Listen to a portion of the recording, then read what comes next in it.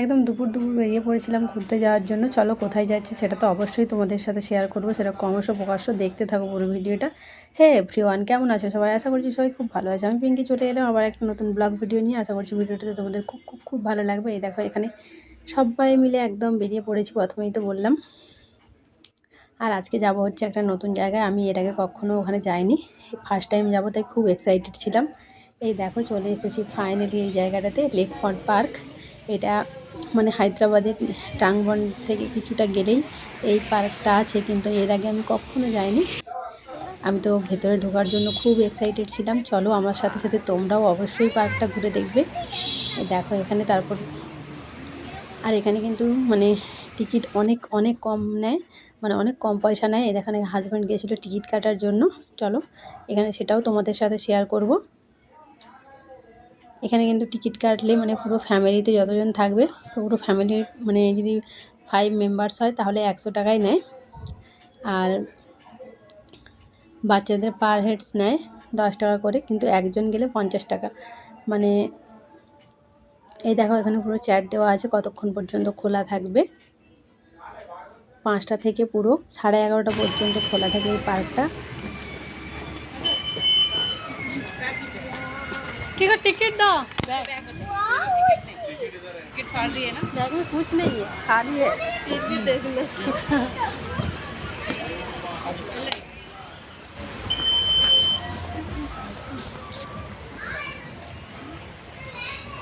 চলে এলাম পার্কের ভেতরে।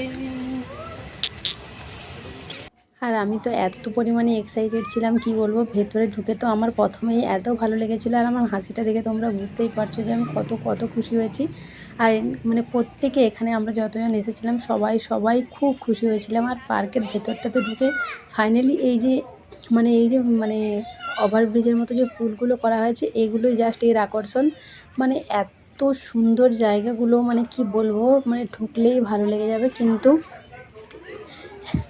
একটাই কথা হচ্ছে, এখানে সন্ধেবেলা মানে এত মশা যে মশাতে বসা যায় না। কিন্তু নইলে মানে দুপুরবেলা থেকে গেলে একদম 5টা থেকে গেলে একদম মানে যতক্ষণ না সন্ধে হচ্ছে আরামসে তোমরা বিন্দাস এখানে গল্প করতে পারো, খাওয়া দাওয়া সব কিছু মানে সবই তোমাদের সাথে শেয়ার করব। আর দেখো তোমরা শুধু দেখো এত সুন্দর, মানে আমার তো কি।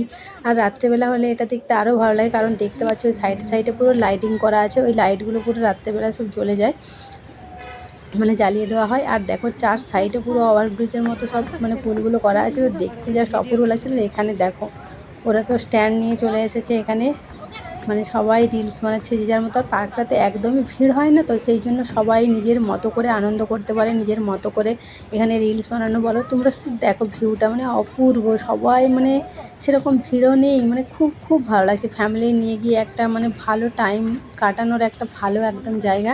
আর পার্কে আসবো, ফটো তুলবো না, রিলস বানাবো না, তা তো আর হয় না। তাই এখানে ফটো রিলস বানিয়েছিলাম, ফটোও তুলেছি অনেক। আর এখানের ভিউটা দেখো, কোনো কথা হবে না, যেন মনে হচ্ছে পুরো একটা মানে সেই পাহাড়ে গেলে যেরকম ঠিক ফিল হয় না, যেন মনে হচ্ছে অনেকটা উঁচু জায়গাতে দাঁড়িয়ে আছি। শুধু দেখো কত সুন্দর জায়গাটা। আর বিকেলবেলা এখানটায় এত সুন্দর হাওয়া দিচ্ছিল, মানে সবাই অনেক বাঙালিরাও এখানে ঘুরতে গিয়েছে। মানে খুব খুব ভালো লাগছিলো। 4 সাইডে বেশ গাছ টাছ লাগানো আছে, তো দেখতে অনেক ভালো লাগছিলো। আর এখান থেকে তো ভিউটা কোনো কথা হবে না।